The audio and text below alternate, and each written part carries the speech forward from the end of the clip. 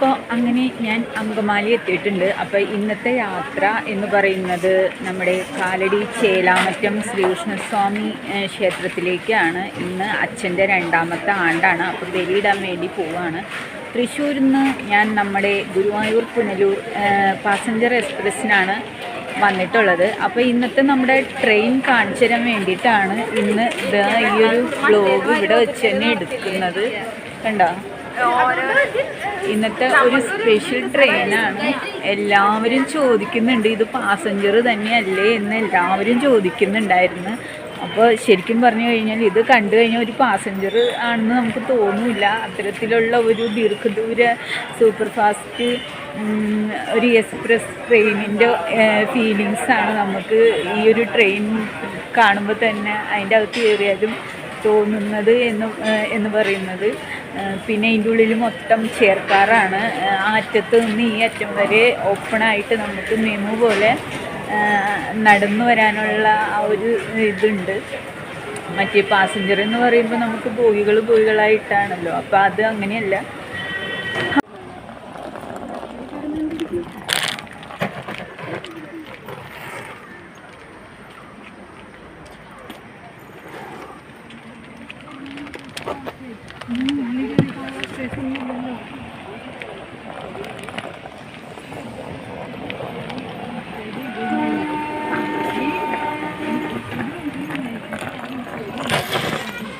ഈ ട്രെയിനിൻ്റെ ഒരു സ്പെഷ്യാലിറ്റി കാണിച്ചു തരാൻ വേണ്ടിയിട്ടാണ് ഞാനിത് പറയുന്നത് കേട്ടോ. അപ്പോൾ ഞാൻ എന്താ അങ്കമാലിയിൽ ഇറങ്ങി.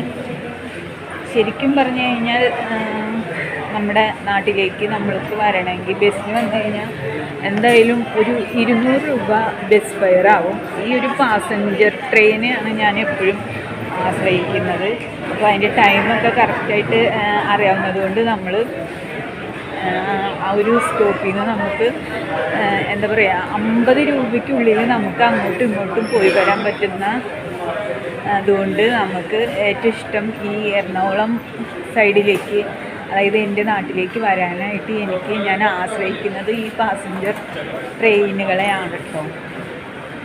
അപ്പോൾ ഇതാ സ്റ്റേഷന് പുറത്തേക്ക് പോവാണ്. നല്ല രസമുണ്ട് ഇന്നത്തെ ട്രെയിൻ കാണാനായിട്ട്. എല്ലാവരും ഭയങ്കര സെഗ്മെൻ്റായിട്ട് ചോദിക്കുന്നുണ്ട് ഇത് പാസഞ്ചർ തന്നെയല്ലേ, ഇത് ഈ ട്രെയിൻ തന്നെയല്ലേ എന്ന് ചോദിക്കുന്നുണ്ടായിരുന്നു. അടിപൊളി ട്രെയിനാണ്. അപ്പോൾ ഇതാ ഇവിടെ സ്റ്റേഷൻ്റെ പുറത്തേക്കുള്ള ഭാഗമൊക്കെ പൊളിച്ചിട്ടിരിക്കുകയാണ് കേട്ടോ. അങ്കമാലിയിലാണ്. സ്റ്റേഷൻ്റെ ഫ്രണ്ടിൽ നിന്ന് തന്നെ നമുക്ക്, പിന്നെ എറണാകുളം ജില്ലയിൽ ഒരുവിധ സ്ഥലങ്ങളൊക്കെ നമുക്കറിയാവുന്നതുകൊണ്ട് നമുക്ക് കുഴപ്പമില്ല, നമുക്കറിയാവുന്ന സ്ഥലങ്ങളാണല്ലോ. സ്റ്റേഷൻ്റെ ഫ്രണ്ടിൽ തന്നെ ബസ് സ്റ്റാൻഡ് ഉണ്ട്. അപ്പോൾ അവിടെ നിന്ന് നമ്മൾ കാലടി ചേലാമറ്റം ശ്രീകൃഷ്ണസ്വാമി ക്ഷേത്രത്തിലേക്ക് പോവുകയാണ്. ഇവിടെ നിന്ന് ഫ്രണ്ടിൽ തന്നെ നമുക്ക് ബസ് കിട്ടും. പെരുമ്പാവൂർ ബസ്സിൽ കയറുക. കാലടി കഴിഞ്ഞിട്ട് ആണ് ഈ പറയുന്ന സ്ഥലം വരുന്നത്. അപ്പം ഇനി എൻ്റെ അമ്മ വരാമെന്ന് പറഞ്ഞിട്ടുണ്ട്. അപ്പോൾ അതിൻ്റെ ഒരു സന്തോഷമുണ്ട്. കാരണം ഞാനിവിടെ നിന്ന് നേരെ ചേലാമറ്റം അവിടെ ഇറങ്ങിയിട്ട് അവിടെ അമ്മേനെയും കാത്ത് നിൽക്കും. അപ്പോൾ ഇനി അമ്പലത്തിൽ ചെന്നിട്ടാണ്.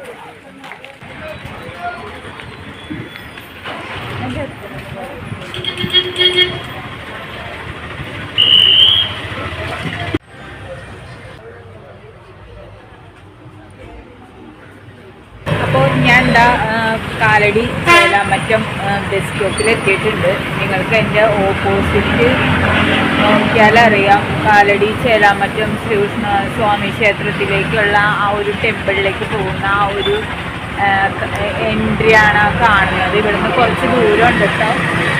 ഏകദേശം 1 കിലോമീറ്ററോളം ഉള്ളിലേക്ക് പോയാലാണ് നമുക്ക് അമ്പലത്തിലേക്ക് എത്താൻ കഴിയുള്ളൂ.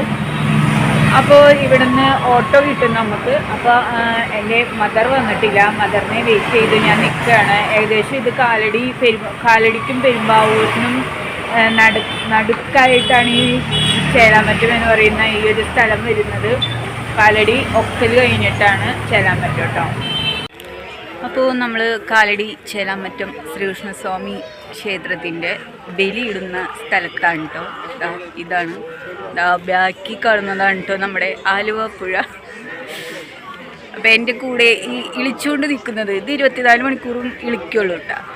ഇതിങ്ങനെ ചിരിച്ചുകൊണ്ടിരിക്കുള്ളൂ. അത് നോൺ സ്റ്റോപ്പാണ്.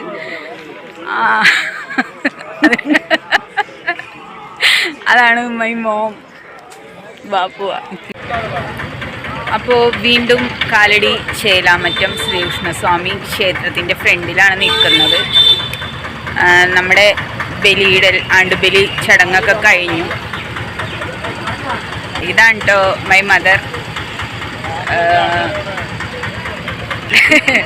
മുടിയൊക്കെ ഇപ്പോൾ വെട്ടിക്കളഞ്ഞ് ബോംബെക്കാർ പോലെ ബോംബെ ചെയ്ത് ഞാൻ മുടി വെട്ടി അന്ന അമ്മയും മുടി വെട്ടിക്കളഞ്ഞെന്ന് എനിക്ക് തോന്നുന്നുണ്ട്. മുടി വെട്ടി ഫാഷനായിട്ട് അത് കണ്ട് ഇപ്പം മുടിയില്ല. ഇപ്പം പറയണത് എന്താണ്, മുടി ഇല്ലാണ്ടിരുന്ന മുടി സുഖമല്ലേ, നോക്കാൻ വേണ്ട, കോതയും വേണ്ട, ചെയ്യാൻ വേണ്ട, ഒന്നും വേണ്ട, സുഖം എന്നാണ് ഇപ്പോൾ പറയണത്. അപ്പം ഞങ്ങളുടെ പരിപാടിയൊക്കെ കഴിഞ്ഞു. ഇനി ഞങ്ങൾ നേരെ നമ്മുടെ സ്ഥലം 2 കഷ്ണങ്ങളായിട്ടാണ് കിടന്നിരുന്നത്.